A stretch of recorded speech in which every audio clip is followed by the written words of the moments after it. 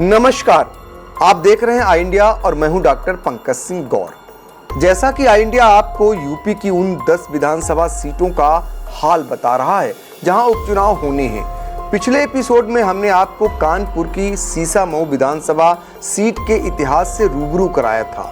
इसी कड़ी में आज के एपिसोड में हम बात करेंगे मुजफ्फरनगर जिले की मीरापुर विधानसभा सीट की। दोस्तों, मुजफ्फरनगर जिले की मीरापुर विधानसभा सीट बिजनौर लोकसभा सीट के अंतर्गत आती है।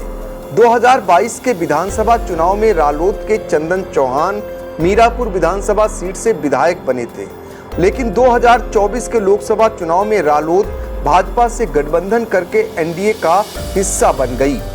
लोकसभा चुनाव में एनडीए ने रालोद के चंदन चौहान को बिजनौर लोकसभा सीट से उतारा था। चंदन चौहान पार्टी की उम्मीदों पर खरे उतरे और बिजनौर लोकसभा सीट से जीत दर्ज कर संसद पहुंच गए। सांसद बन जाने के बाद चंदन चौहान ने विधानसभा सदस्य से इस्तीफा दे दिया। ऐसे में अब मीरापुर विधानसभा सीट पर उपचुनाव होना है। आइए अब आपको मीरापुर विधानसभा सीट के इतिहास से रूबरू कराते हैं। यूपी की मीरापुर विधानसभा सीट पर पहला चुनाव 1967 में हुआ। 1967 में हुए विधानसभा चुनाव में इस सीट पर कांग्रेस राजेंद्र दत्त त्रिपाठी ने जीत दर्ज की। इसके बाद 1974 में नारायण सिंह कांग्रेस और 1977 में जनता पार्टी के सिंबल पर लगातार 2 बार विधानसभा पहुंचे। 1980 के चुनाव में जनता पार्टी के टिकट पर एस मेहंदी असगर विधायक बने। 1985 में कांग्रेस ने वापसी की और पार्टी के टिकट पर सईदुज्जमा ने विजय का परचम फहराया। 1989 के चुनाव में जनता दल के अमीर आलम ने जीत का डंका बजाया। 1991 के चुनाव में मीरापुर सीट पर भाजपा का खाता खुला और वर्ष 1991 तथा 1993 दोनों चुनाव में भाजपा के रामपाल सिंह लगातार विधानसभा पहुंचे। 1996 में यहां पर सपा की साइकिल चली और पार्टी के टिकट पर संजय सिंह विधायक बने। 2002 के विधानसभा चुनाव में बसपा ने अपना खाता खोला। पार्टी के सिंबल पर राजपाल सैनी ने जीत दर्ज की। 2007 के चुनाव में मतदाताओं ने रालोद के टिकट पर लड़ रहे कादिर राणा पर भरोसा जताया और विधायक बना दिया। 2009 के चुनाव में राष्ट्रीय लोकदल ने जीत दर्ज की और पार्टी के सिंबल पर मिथिलेश पाल विधायक बने। 2012 के चुनाव में बसपा ने वापसी की और पार्टी के टिकट पर मौलाना जमील विधायक निर्वाचित हुए। 2017 के विधानसभा चुनाव में जब प्रदेश में योगी राज की शुरुआत हुई तो यूपी की सीट पर भाजपा का कमल खिला और पार्टी के सिंबल पर अवतार भड़ाना विधायक बने।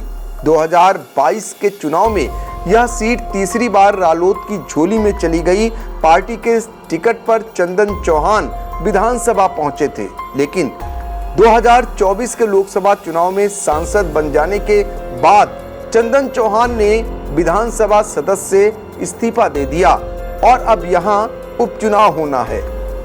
अब आइए मीरापुर विधानसभा सीट के जातिगत समीकरण को समझते हैं। मीरापुर विधानसभा सीट का एक हिस्सा बिजनौर जिले से लगता है तो दूसरा हिस्सा मेरठ से।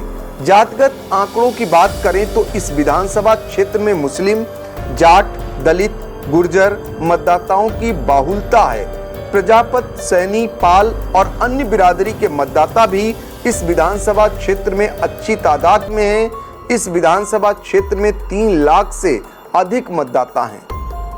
अब बात यहां के चुनावी मैदान में उतरने वाले संभावित प्रत्याशियों की भी कर लेते हैं। सूत्रों के मुताबिक मीरापुर विधानसभा सीट पर भाजपा और रालोद में काफी खींचतान है।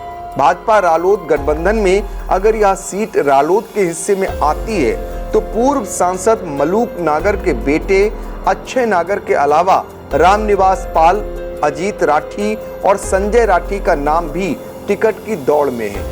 भाजपा के हिस्से में सीट आने की स्थिति में अमित राठी, अभिषेक गुर्जर समेत अन्य नेता टिकट की दावेदारी कर रहे हैं। इसके अलावा पूर्व सांसद राजपाल सैनी अपने बेटे शिवान सैनी के लिए टिकट का दावा कर सकते हैं, जबकि समाजवादी पार्टी में राकेश शर्मा, लतेश बिधूड़ी और इलम सिंह गुर्जर के नामों की चर्चा है। जबकि बसपा से टिकट के दावेदारों में पूर्व विधायक मौलाना जमील का नाम सामने आ रहा है।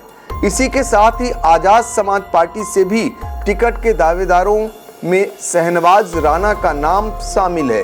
विधानसभा उपचुनाव में मीरापुर सीट पर अलग अलग राजनीतिक दल से महिलाएं भी टिकट की दावेदार हैं।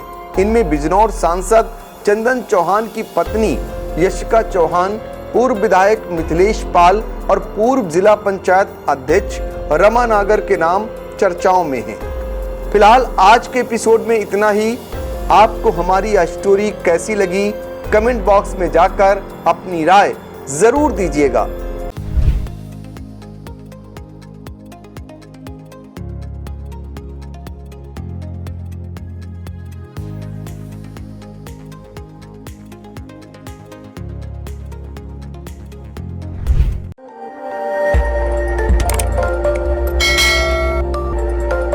खबर आपकी, नजर हमारी।